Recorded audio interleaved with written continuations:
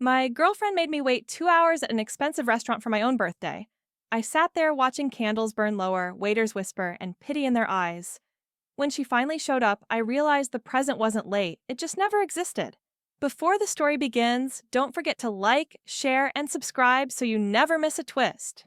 The night was already settling into a quiet tension by the time I reached the restaurant, the city lights reflecting off the wet pavement in streaks of orange and white. It had rained earlier, leaving that fresh, damp scent lingering in the air, a mixture of asphalt and something faintly metallic, like iron.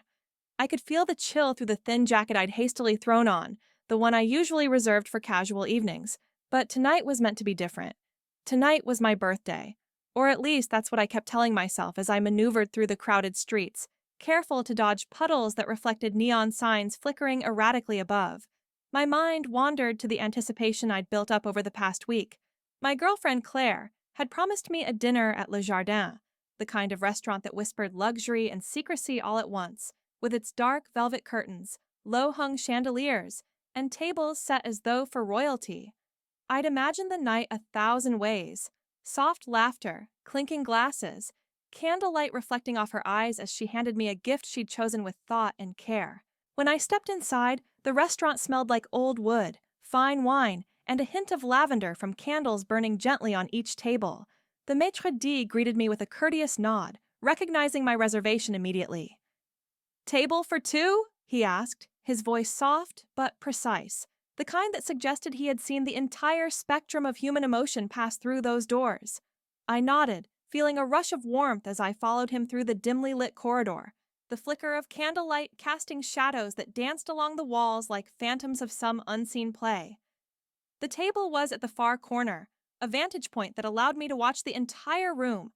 The other diners, the waitstaff, the way the light caught on the polished silverware, everything was perfect, meticulously designed to make a moment feel important, sacred even.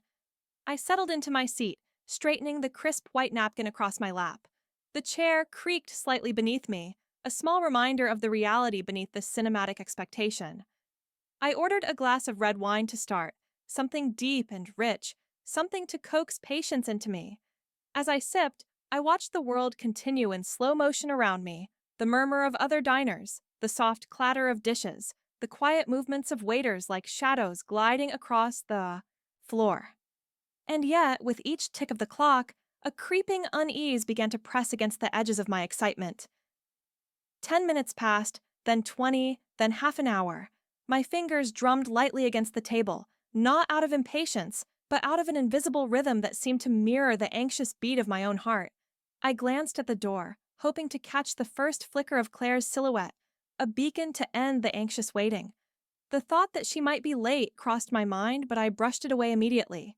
She would never, could never, do that to me. Birthdays mattered to her as much as they did to me, if not more. And yet, the minutes continued to stretch, each second a taut wire pulled tighter, ready to snap under the weight of expectation. The waiters began to cast occasional glances in my direction, polite, almost imperceptible looks that carried the faintest trace of concern. I forced a smile at one, trying to project calm, trying to convince not just him, but myself, that this was all part of a carefully orchestrated surprise. An hour passed, and I realized my stomach had started to knot, that uneasy twist of hunger and worry that no amount of wine could dissolve. I thought of calling her, but the thought of interrupting what might be the grand reveal made my fingers hesitate over my phone screen. Instead, I watched. I watched the candle flame flicker and lean like it had secrets of its own. I watched the patrons around me, the couple in the far corner laughing too loudly, the solitary man reading a menu as though deciphering a code, the family celebrating what seemed to be a half-birthday with more enthusiasm than I currently felt. I tried to distract myself with the menu, studying the descriptions of truffle pasta, foie gras, and sea bass with saffron cream.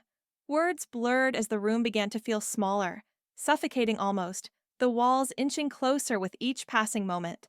It was during the 90-second minute that I noticed the subtle shifts in the waitstaff's behavior. A glance here, a whispered conversation there, almost imperceptible but sharp enough to prick at my intuition. My pulse quickened, not with excitement but with that gnawing anxiety that had started at the first tick of the clock and now threatened to consume me entirely. I wondered briefly whether I had misjudged something, a detail I'd overlooked in the orchestrated perfection I had imagined. Maybe she wasn't coming at all. My throat tightened. The thought was absurd, impossible even. And yet, I couldn't shake the shadow it cast across my mind. By the second hour, the restaurant had begun to feel like a stage, and I was its unwilling actor, performing the role of patient, cheerful boyfriend, while the unseen audience, waiters, other patrons, even the walls themselves, watched my every flicker of doubt. I noticed small things I hadn't before. The way the candles had burned lower, leaving wax dripping like molten time across the table. The soft, knowing glance of the sommelier as he passed by. The hushed tones of a nearby table, seemingly discussing me as if I were a curiosity, a minor spectacle in someone else's drama. My hands gripped the edge of the table, white-knuckled, a silent plea for the night to reveal its purpose. And then, almost imperceptibly at first, the world began to tilt. I realized, with a sinking certainty, that the present she had promised, her carefully selected gift, the tangible symbol of thoughtfulness, might not exist. My heart thudded in my chest, heavy and accusatory. Maybe it was still on its way, stuck in traffic, delayed by some unforeseeable mishap. But the longer I waited, the more the possibility solidified into truth, a hard knot in my stomach. When she finally walked in, fashionably late, radiating casual charm, the entire room seemed to pause for a heartbeat. She smiled, a warm, practiced smile that didn't quite reach her eyes, and I felt a sharp pang of disappointment twist into something darker. Betrayal, not of her, but of the entire illusion I had built in my mind. Her excuse was soft, rehearsed, perfectly timed. Traffic, a last-minute call, a delay she hadn't foreseen. I nodded, forcing a smile that felt like paper tearing at the edges, while the waiter's eyes lingered a moment too long, their whispers brushing against my ears in a cruel chorus. And then came the moment. The hand extended, the empty gesture, the silent, unspoken confession. There was no gift. There had never been one. My birthday, the night I had imagined as a cinematic tableau, had been nothing more than a cruel mirage. I wanted to laugh, to scream, to break something, but instead I sat frozen, watching the candle flame bend and flicker as if in mockery of the expectation I had carried so faithfully. For a long time, we sat across from each other, her eyes trying to anchor me back to a reality I could no longer inhabit, my mind replaying every whispered glance, every flick of a waiter's head, every moment that now seemed to have been carefully curated to hide the truth. The restaurant itself had not changed, but the light had shifted in a way that felt accusatory, the shadows lengthening into shapes that whispered secrets I was not meant to hear. And in that moment, the world felt thin, fragile, a glass sculpture teetering on the edge of a table, ready to shatter under the weight of revelation. I reached for my wine glass again, hoping the liquid warmth would mask the cold hollow spreading through my chest. She talked, her voice lilting, almost soothing about plans for the evening, about a new show we could watch, about anything but the absence that now dominated the table. I nodded, pretending, performing, hoping the world would bend back to the narrative I had rehearsed in my head.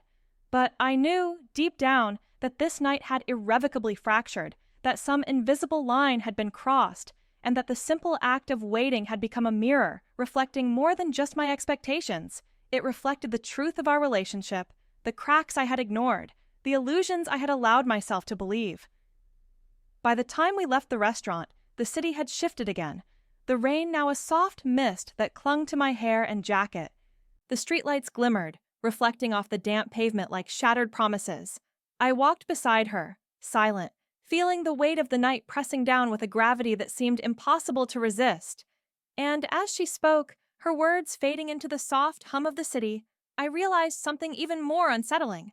It wasn't just the gift that had never existed. It was the reality I thought I knew, the certainty I had clung to, the illusion that had cradled my happiness for so long.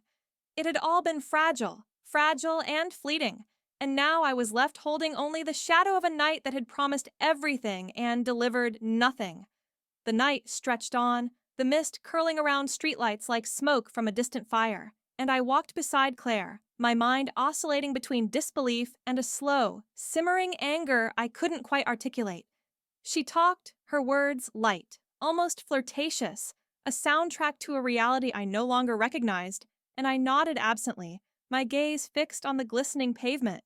Every step seemed to echo louder than the last, each tap of my shoe on concrete a drumbeat reminding me that I had been waiting for nothing, that I had been caught in a trap I hadn't even known existed. We passed a narrow alley, the kind of place that smelled faintly of damp brick and the iron tang of old rain, and I noticed a flicker of movement, shadows sliding against shadows. My pulse quickened. Perhaps it was just my imagination. Or perhaps the night itself had taken on a conspiratorial edge, twisting the ordinary into something uncanny. Claire laughed at something I didn't hear, a sound that should have comforted me, but instead it struck hollow, echoing in the emptiness that had settled like a stone in my chest. I wanted to ask her, to demand honesty, but the words lodged themselves behind my teeth, heavy and bitter. There was a silence between us that seemed to thicken with each step, a space filled not with the intimacy I had expected, but with suspicion, with the realization that the story I had trusted might have been fabricated from the start. When we reached the taxi stand, the line was short, the drivers waiting in the mist like sentinels of some half-forgotten ritual. Claire leaned casually against the curb, her posture perfect, her expression carefully neutral. I could see her watching me, scanning my face as if expecting me to betray the storm raging behind my eyes. I swallowed hard, trying to maintain the mask of calm, the facade that this was simply another night, another birthday, another layer in the life we shared. But inside, the storm churned. The thought of the absent gift had metastasized into a larger question. What else had been illusions? Which moments had been real, and which carefully staged performances designed to mask the truth? The cab arrived, its headlights cutting through the mist like twin swords, and we slipped inside. The city blurred past the windows, streaks of neon and asphalt merging into abstract shapes, as if the world itself had dissolved into a dream or a nightmare. Claire spoke again, this time softer, more intimate, and I wanted to respond, to reach across the space between us and reclaim some semblance of connection. But the words came out clipped, measured, and the silence returned, heavier than before. The taxi driver didn't speak, his eyes fixed on the road, his presence a neutral constant amid the chaos of my thoughts. When we reached our apartment, the building loomed like a monolith, its fluorescent lights harsh against the misty night. The lobby smelled faintly of bleach and old carpeting, a mundane reality that somehow felt sharper, crueler, after the night I had endured. Claire fumbled with her keys, her hands delicate, precise, almost practiced in their movements. I watched her, noting the ease with which she moved, the way she seemed untouched by the tension that clung to me like a second skin. And then, as the door swung open, the apartment revealed itself. Empty, pristine, perfectly ordinary. And yet, I felt a jolt of something darker, a premonition that the space itself held secrets I was not yet ready to confront.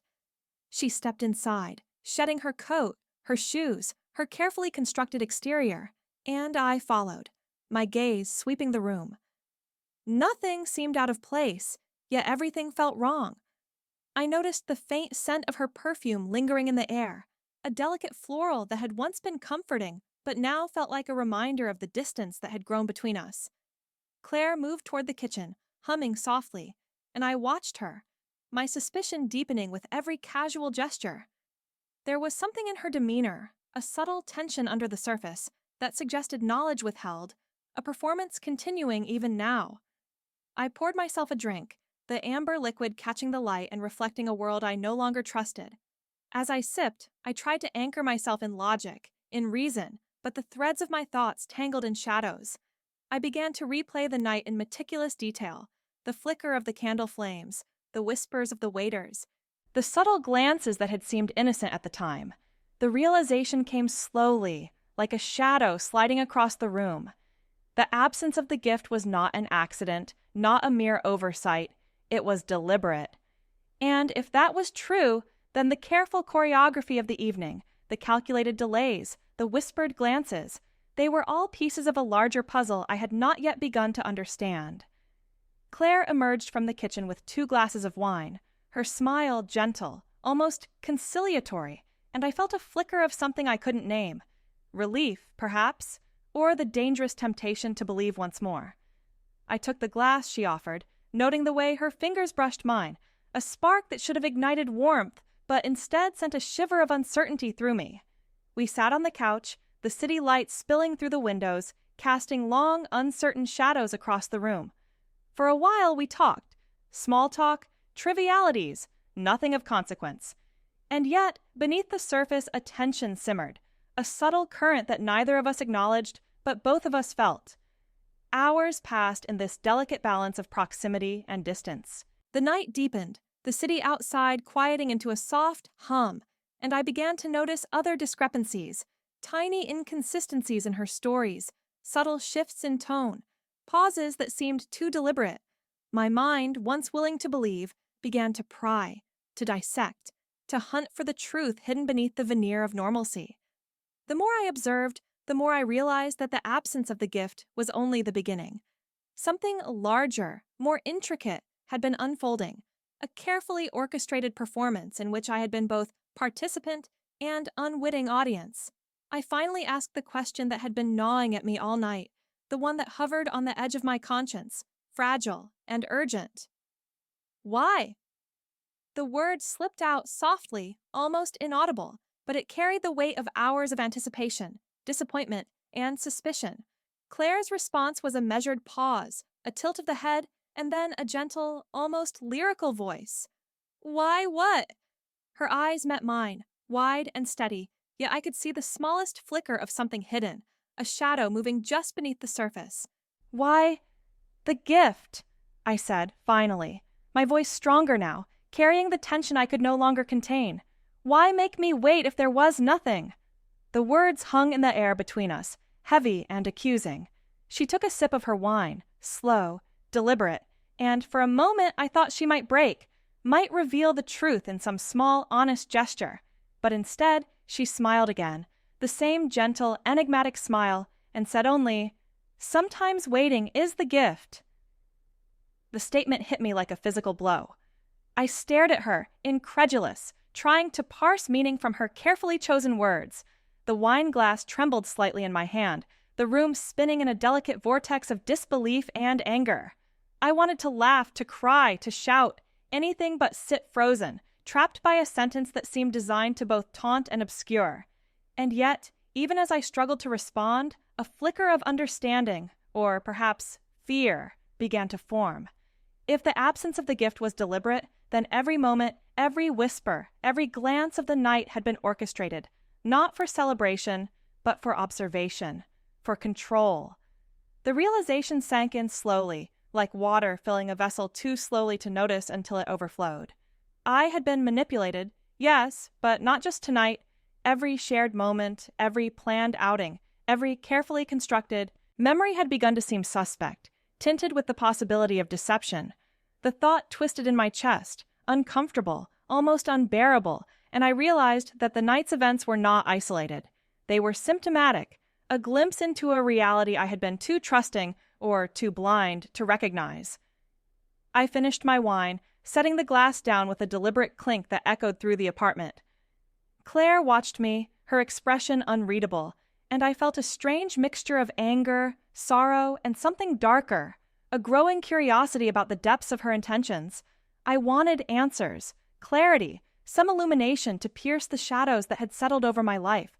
But the longer I stared, the more I understood that the answers might not come in words. They might come in revelation, in exposure, in the slow unraveling of every truth I had assumed to be solid. By the time I went to bed, the city had gone quiet.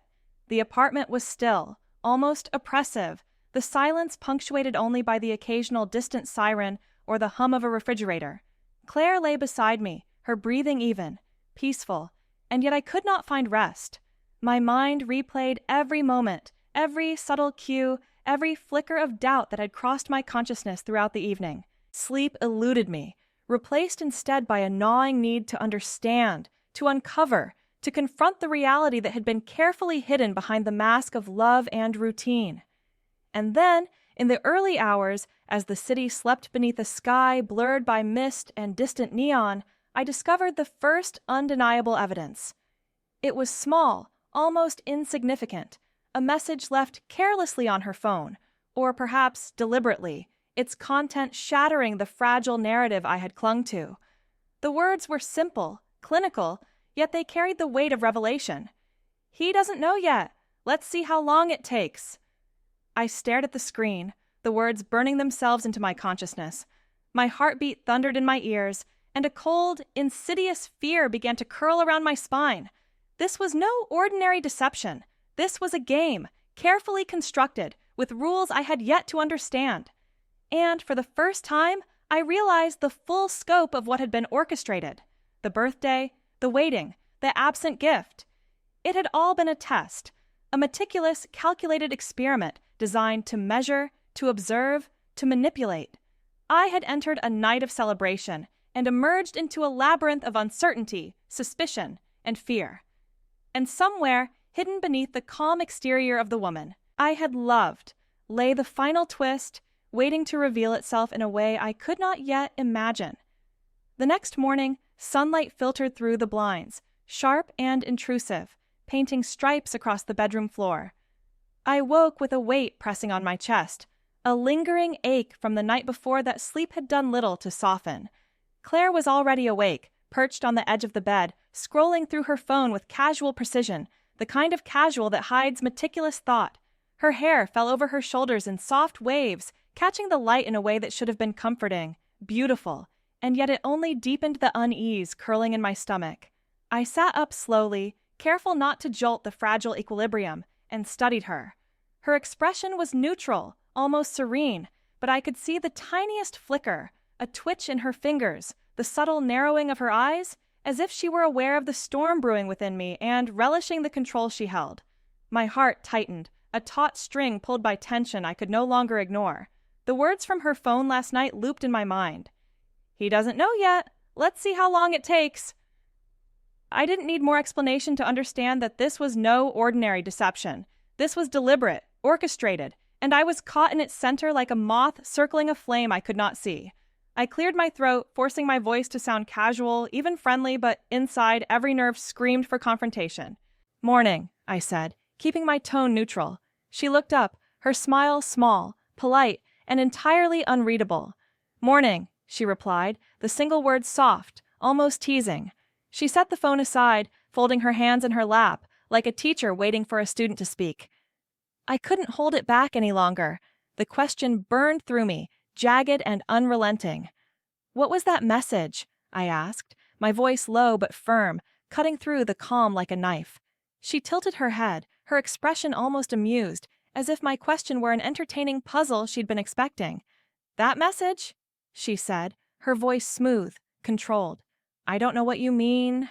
The lie, thin as it was, didn't surprise me. By now, I had become hyper-aware, every detail of the past 24 hours replaying like a film in my mind. The long wait at the restaurant, the absent gift, the whispered glances of the waitstaff. Everything fit together now in a pattern I hadn't wanted to say. I leaned forward, my elbows on my knees, the weight of suspicion pressing down like a physical force. "Don't lie to me," I said, my voice rising slightly despite my attempt at calm. "I saw it. On your phone. You knew? You've been, what, testing me?" She laughed softly, that same melodic, carefully controlled laugh that both infuriated and unnerved me. "Testing you," she said, tilting her head, the sound almost mocking. "Is that what you think this is?" I wanted to explode, to demand the truth, but there was a slowness to her movements, a deliberate calm that made me hesitate. She wasn't just denying me. She was in full control of the narrative, steering the conversation like a conductor directing an orchestra I didn't even know I was part of. My fingers clenched, white-knuckled against the mattress as I tried to steady my breathing. "You promised me a birthday. You promised me a gift," I said finally, the words sharper this time, laden with frustration and disbelief. "You made me wait for nothing. You made you wait for nothing." She finished for me, her voice softer now, almost intimate. She leaned back, crossing her legs, her eyes locked on mine. "Did you really think that what happened last night was about a gift? Or about waiting? You think that's all there was to it?" Her words hit me like a cold wave, and for the first time I realized how deeply I had underestimated her. This wasn't just a prank or a thoughtless action. This was an experiment, a test of patience, of observation, and perhaps something darker. I felt exposed, like every vulnerability I had carried. The need to be loved, to be seen, to be celebrated, had been laid bare for her scrutiny. "What is it then?" I asked, my voice trembling despite my attempt to steady it. "If it wasn't the gift, then what?" She smiled faintly, almost imperceptibly, and I could see the satisfaction in the curve of her lips, the subtle confidence in her posture. "It's simple," she said, her tone calm, almost clinical. "I wanted to see, to understand." "To understand what?" I pressed, my chest tightening with a combination of anger, fear, and a creeping sense of dread. "To see how far you'd go," she said finally, leaning forward now, her eyes glinting with an intensity that made my stomach turn. "To see what patience looks like, to see how you react when faced with uncertainty, with absence, with the unexpected."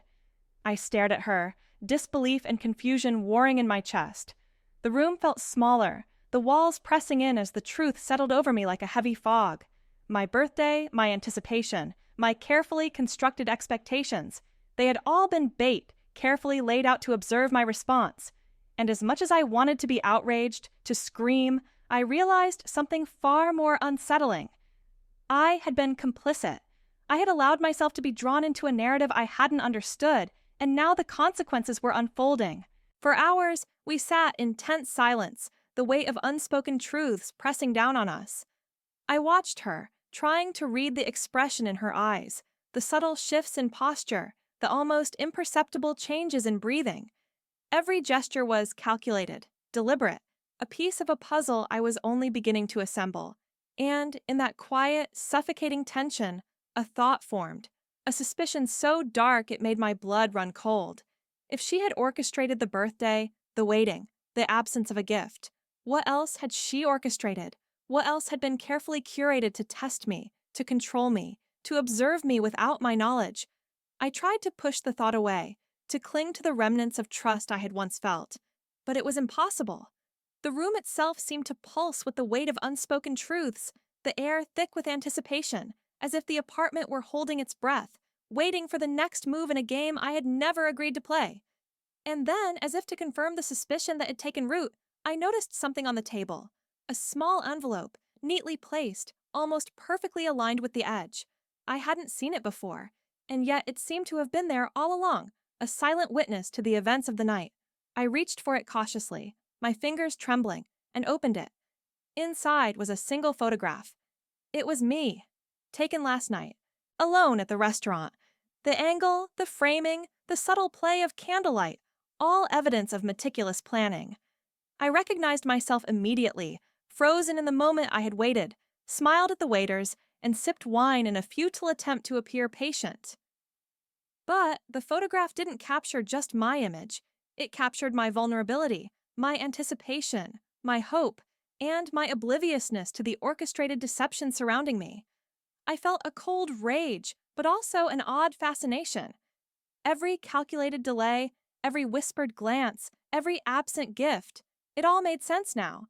She had been watching, studying, documenting me in a way that was intimate, invasive, and chilling. Claire watched me as I held the photograph, her expression unreadable, almost serene.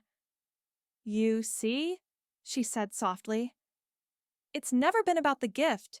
It's about you, about understanding, about seeing." The words hit me with the force of inevitability. I had been the subject of an experiment in human emotion, a living study in patience, expectation, and manipulation. And as I stared at the photograph, the room, the city, the entire night seemed to bend and twist into a single, horrifying realization. The truth I had sought, the connection I had believed in, had been carefully constructed for her observation. I didn't know whether to feel anger, fear, or a perverse sense of awe.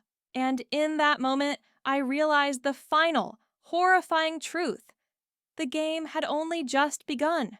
The photograph trembled in my hand, a cold weight pressing against my chest as if it carried not just an image, but the entirety of the night's deception. Claire's eyes followed mine, unwavering, patient, almost predatory in their stillness. For the first time, I noticed the subtle confidence in her posture. The ease with which she had orchestrated every moment, every shadow, every flicker of candlelight. She had planned this night like a symphony, and I had been the unwitting soloist, performing perfectly without even realizing the music was written to expose me. I wanted to speak, to shout, to demand an explanation, but the words stuck in my throat. My mind raced, flipping through every memory we had shared together, searching for the moment where trust had been exchanged for control. The unease that had begun at the restaurant now solidified into something darker, a knot of suspicion and fear that refused to loosen. Finally, I set the photograph down on the table, sliding it slowly across the polished wood toward her. "Explain," I said, my voice tight, trembling. "Everything. Last night. This. Why?" She leaned back, a faint smile tugging at the corners of her lips, and for a moment the calm she radiated was almost unbearable. "Do you really want the truth?" she asked, her voice soft, almost seductive, yet carrying an edge sharp enough to cut. "Because the truth is more complicated than you think." I braced myself, every fiber of my being alert. "I do," I said, my tone firm, though my heart hammered in my chest. "I need to know." Claire's gaze drifted to the window, where the city outside seemed muted under a haze of mist and early morning light. "It's about understanding human behavior," she began, her voice deliberate, measured. "About observing reactions under pressure, uncertainty, and expectation. I needed to see how far someone would go when every cue they trusted was manipulated. She paused, her eyes flicking back to mine. "You were the perfect subject." The words struck me like shards of glass. "Subject?" I repeated, incredulous. "You mean this wasn't about us? About my birthday?" Her smile was calm, almost serene. "It was a moment, yes. But the moment itself, it was secondary. The experiment, the observation, that was the real purpose." She leaned forward now, her fingers steepled in a gesture of control. "I needed to see honesty, patience, loyalty, and expectation in a pure form. And you. You revealed everything. Your hopes, your frustration, your resilience, even your doubts. I could feel my pulse in my temples, every nerve screaming. You filmed me, took photographs.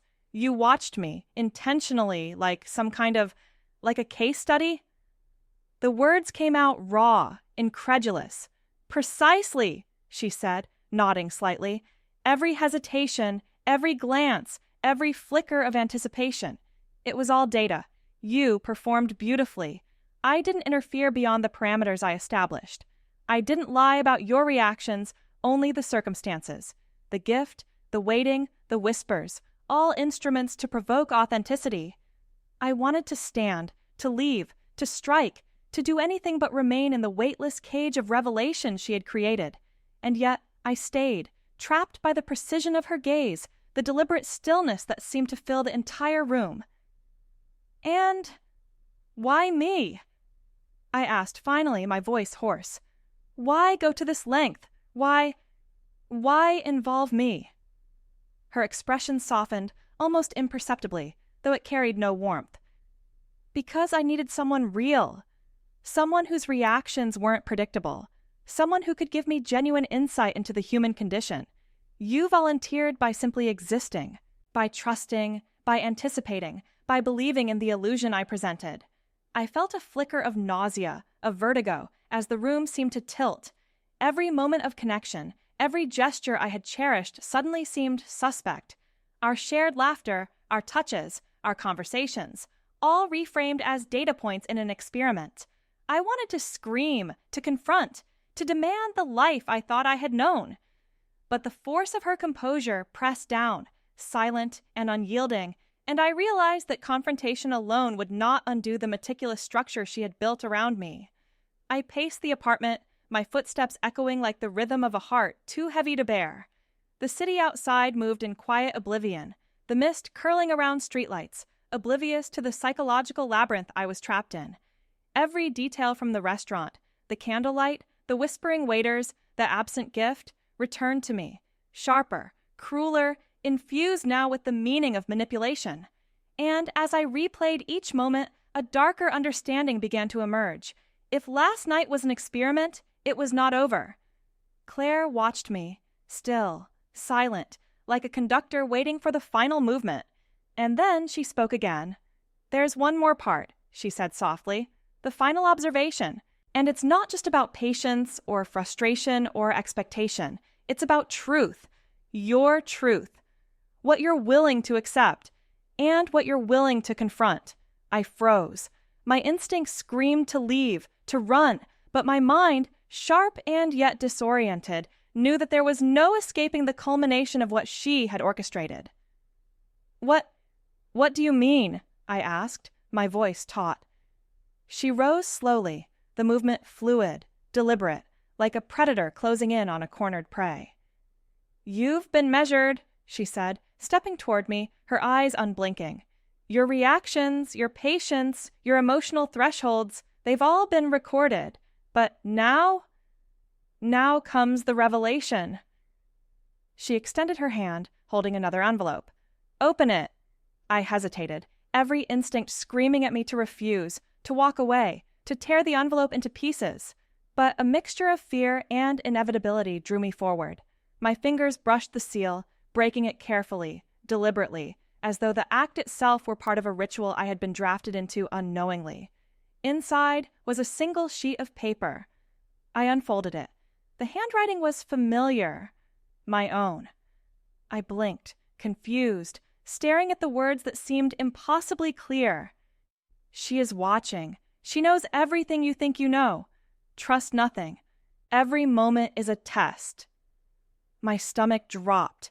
It wasn't just observation. It wasn't just manipulation. It was a full psychological invasion, a game where the rules were mine and yet entirely hers. My past, my reactions, even my thoughts, everything had been cataloged, anticipated, and controlled.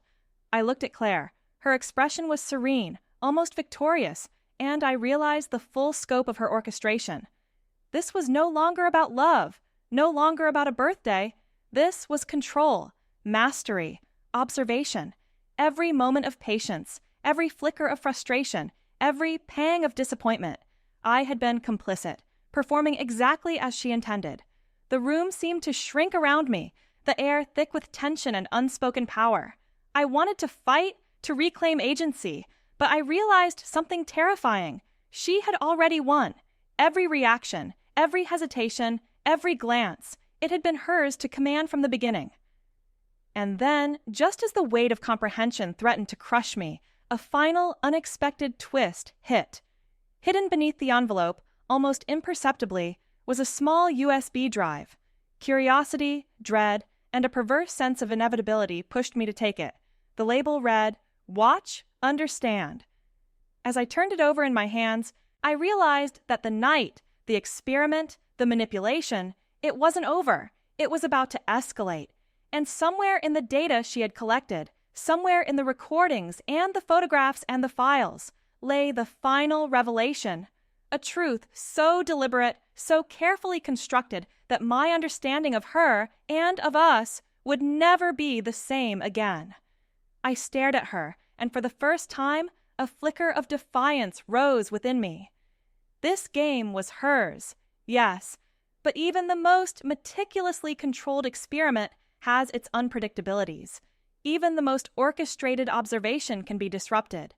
And as I slid the USB drive into my pocket, I realized I was no longer just the subject. I was about to become an active participant in the final act of this nightmarish performance.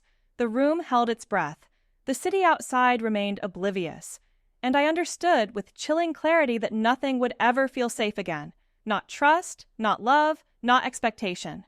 I sat at my desk long into the night, the city outside a muted canvas of lights flickering through the haze, the USB drive resting like a small, ominous heartbeat against the polished wood.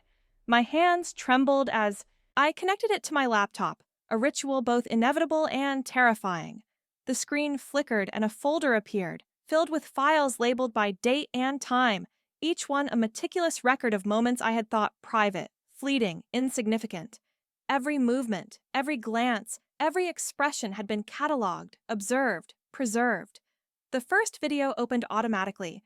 It was from the restaurant, the angle unmistakable, the candlelight flickering across my face, the subtle shifts in my expression as I waited for Claire. I saw myself exactly as I had been, patient, hopeful, anxious. But then, as the video progressed, my unease deepened. Hidden cameras captured perspectives I hadn't noticed, reflections in mirrors, the slight turn of a waiter's head, the quiet whisper of someone passing by. I was both actor and audience, trapped in a theater I hadn't agreed to join. As I moved through the files, my heart rate quickened. There were videos from our apartment, recordings of conversations I had never suspected were captured, moments of intimacy and vulnerability, laughter and doubt, anger and reconciliation, all documented with surgical precision. Every nuance of my behavior had been logged, every pause, every hesitation, every smile cataloged as data points in an experiment I had unknowingly become part of. And then the final folder, labeled simply, The Truth. I hesitated. My hand hovered over the trackpad, every instinct screaming that I should walk away, destroy the drive, leave it in some dark corner where it could no longer exert power over me. But curiosity, a dangerous and relentless curiosity, drove me forward. I clicked. The video began with Claire seated in the living room alone, her expression unreadable. She spoke softly, looking directly into the camera. "If you're watching this," she said, her voice calm, deliberate, "then you've discovered the scope of the experiment. What you've endured, every doubt, every moment of frustration, every flicker of hope, was intentional. But there is one thing you must understand. It was never malicious. Observation is not cruelty. Knowledge is not betrayal. And now that you know, the final question is yours to answer." I paused the video, my chest tight, my mind spinning. The realization hit me like a wave. This had never been about me failing, or about control, or even about testing patience in isolation. This was about understanding the nature of trust itself, how it forms, how it breaks, how expectation and disappointment intertwine to shape human experience. Claire's orchestration was cruel, yes, but also illuminating. Every manipulated moment had revealed something about me I could never have known otherwise. I scrolled further, uncovering charts, notes, and analyses, a meticulous psychological journal documenting my reactions to the restaurant delay, to the absent gift, to her subtle gestures and omissions. Each observation was clinical, detached, and yet profoundly intimate. I realized then that she had understood me better than I understood myself. She had captured not just behavior, but the quiet, invisible currents of thought, emotion, and instinct that define who we are when no one is watching, or when we believe no one is. The final video played. It was of me, earlier that night at the restaurant. But this time, the perspective was different, angled to show Claire's entrance, her hesitant smile, the subtle tension in her posture. And then something I had missed in the moment. The waiters, the other diners, even the candlelight seemed to conspire in a quiet choreography, reacting almost imperceptibly to her presence, as if the entire environment had been a stage for the unfolding human experiment. The truth crystallized in my mind like ice forming in slow, deliberate layers. Nothing had been accidental. Everything had been deliberate. Every flicker of hope, every pang of doubt, every moment of frustration, they had all been components of a larger, intricate design. I closed the laptop, my mind heavy with understanding, yet strangely lighter for having confronted the truth. The manipulation, the surveillance, the orchestration, they had all been unsettling, but they had also exposed a depth of self-awareness, of emotional truth, that no ordinary experience could have revealed. I realized that the night had not destroyed trust. It had transformed it, reframed it, demanded that I confront the nature of expectation and human perception in a way I could never ignore. Claire entered the room quietly. She didn't speak, she simply watched me, as she had all night, and in her eyes I saw something beyond control or calculation, a recognition of the shared human experience we had just endured. I understood, finally, that the experiment was not about punishment or power, but about revelation, and I knew that whatever our future held, it would be shaped by this understanding, this collision of observation and self-awareness, of expectation and truth. I leaned back, staring at the ceiling, letting the silence settle around me. The city outside was waking, the mist lifting from streetlights, revealing the streets in sharp, clear detail. The night was over. The experiment had concluded. And yet, in the quiet reflection, I realized the questions lingered, questions that had no easy answers, questions that reached far beyond the confines of my relationship, beyond Claire, beyond the orchestrated moments that had defined the past 24 hours. What is trust truly? How much of our perception of reality is shaped by the expectations of others?